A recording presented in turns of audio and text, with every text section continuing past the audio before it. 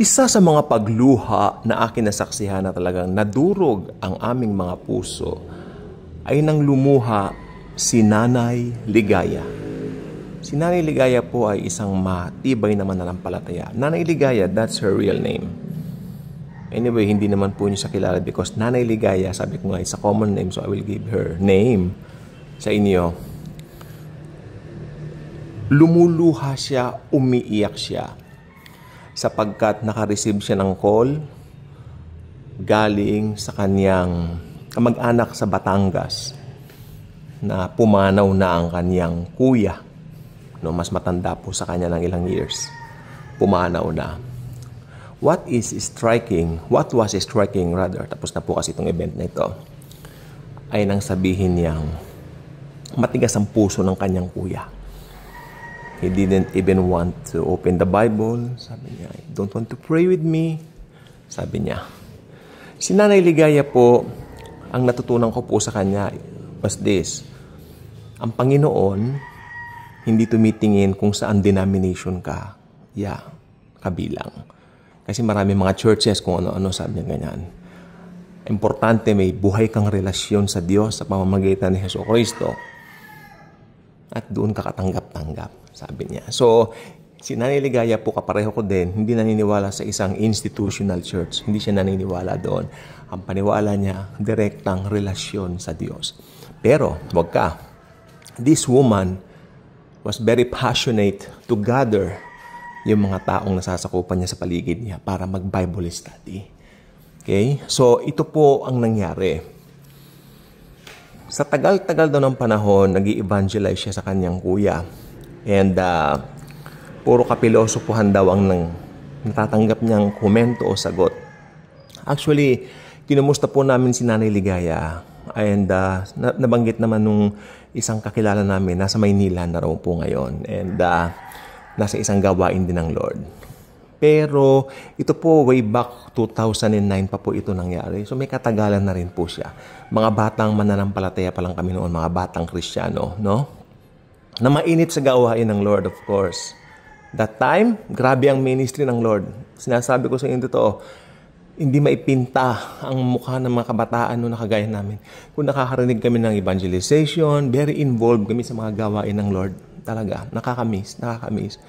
Wala pang masyadong gadgets noon. Of course, may mga cellphones kami, pero mga cellphones noon ay talagang ginagamit na pagkailangan. And unlike now, it's more on social media thing, right? Nung si Nanay Ligaya po ay nandito po, no? At aktibong kasamahan po namin sa isang gawain ng Lord. Lagi po siyang may pa-Bible studies, lagi po siyang may mga pakain, no?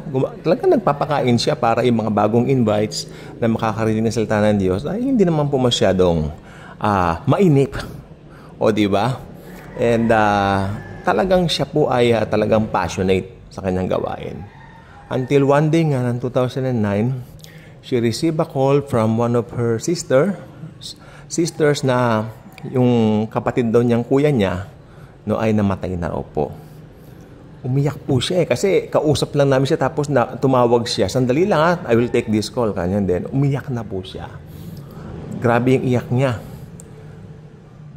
Sabi ko naman po, Nanay Ligaya, sabi niyo naman po may dinaramdaman kuya niyo. At least nasa Lord na po ngayon. Anak, hindi naman yun ang aking iniiyak. Sabi niya. Makinig po mabuti. Importante yung sabi niya. Ang iniiyak ko, alam ko kung saan pupunta ang kuya ko. Sa impyerno, sabi niya. Yes, mga kaibigan, hell is not something na ginagawa lang namin para manakot. Mostly, people are quick to judge. Nag-judge lang kayo. Mga judgmental daw mga Kristiyano. Panakot daw natin yung hell. Actually, ang nakakalungkot po ngayon, sa generation po ngayon, itong hell daw parang illusion lang daw natin o pantasya lang daw natin. Nakakatakot na salitain ng isang tao, no? Na talagang walang alam sa Biblia. Dahil pag inabutan sila ng physical death dito, talagang alam natin kung saan sila pupulutin. Siyempre, ang magsasabi po niyan yung mga walang Kristo sa puso. They don't believe in God. That's why they don't believe in hell, rather. Yung iba naman naniniwala sa Diyos pero ewan ko, hindi ko po alam, parang mixture dahil hindi ko alam po anong paniwala. Alam na po yung mga bata po ngayon, medyo iba na po ang ugali, iba na po. Now, tama po si Nanay Ligaya, hindi po ba? Nag-judge ba tayo pag sinabi natin, alam kong pupunta ng impyerno ang kuya ko, alam kong pupunta ng impyerno ang auntie ko, alam kong pupunta ng impyerno si ganito, si ganyan. Nag-judge ba tayo? Hindi. Sinasabi lang natin yung alam natin pupuntahan nila. Di ba? Dahil ilang beses tayong nag-attempt to bring them the good news, the gospel, and pinapaalis tayo. Tinataboy tayo. Just like this one day of 2015, in the middle of our evangelization, I'm with the pastor, no? Dalawa kami. Nag-evangelize kami sa isang, makinig po mabuti, 96-year-old woman. No? Na sabi kasi nung pastor na yun sa akin, uy, baka may kilala kang pwede nating bahagiin ng salita ng Diyos. Total, maaga pa naman. Kasi may gawain po kami, alas 2 pa lang ng hapon noon eh. So, hanap tayo, banda rito. Ay, kilala po namin to yun. Punta kami. Eh di, sige. Nakilala naman po ako ng matanda. Ako si ganito sa ganyan. Kumusta naman? Ganun.